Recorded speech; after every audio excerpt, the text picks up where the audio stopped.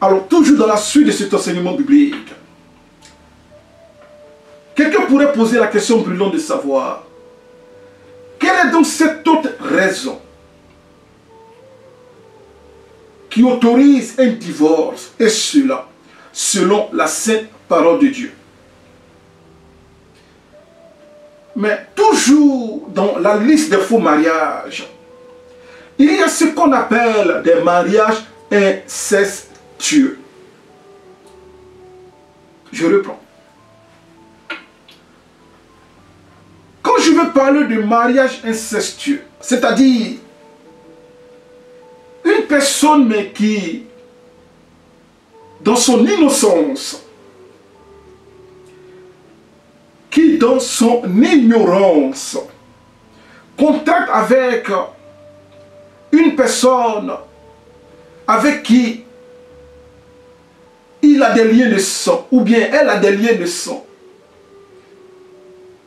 sans le savoir. C'est-à-dire tu maries une parente, dans le cadre du frère, ou bien dans le cadre de la sœur, c'est-à-dire tu maries un parent, sans véritablement savoir que tu as des liens de parenté avec cette personne.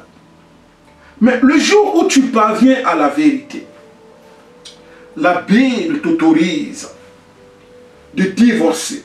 Et cela pour sauver ton âme des flammes horribles de la guéhenne. Mais il y a eu des cas où des bien-aimés ont croisé une jeune fille en ville et que après des visites amoureuses, mais ils en arrivent aux fiançailles, après au mariage. Mais après enquête, ils découvrent qu'ils sont en réalité parentés. C'est la fille de l'oncle, de ta tante, de ton grand-père, En un mot, ils découvrent qu'ils sont en réalité parentés. Un autre exemple, ce qu'on appelle des benguistes, c'est-à-dire des gens qui vivent à l'étranger. Surtout en Europe, aux États-Unis, j'en passe. Tu croises une sœur à l'étranger. Tout ce que tu sais est que vous êtes de la même ethnie, de la même tribu.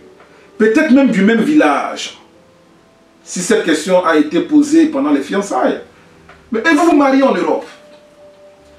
Mais dès que vous effectuez une visite en Afrique, c'est-à-dire dans le lieu où vos parents vivent, et que après avoir mené une enquête, les parents découvrent que, mais en réalité, mais la fille que tu viens de marier, ou bien l'homme que tu viens de marier, mais c'est ton parent. Bien-aimé de Dieu, ici tu peux faire un divorce de repentance pour sauver ton âme des flammes horribles de la guéhenne. Cela est évident à la lumière de Lévitique chapitre 18, verset 6. Nul de vous ne s'approchera de sa parente pour découvrir sa nudité. Je suis l'Éternel. Lévitique chapitre 18, verset 6. Il y a aussi un faux mariage dont personne ne parle véritablement.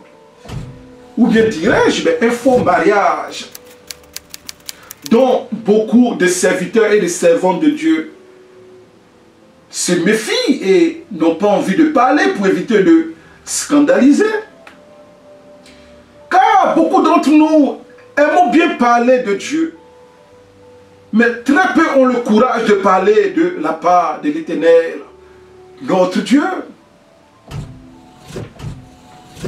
Je m'explique.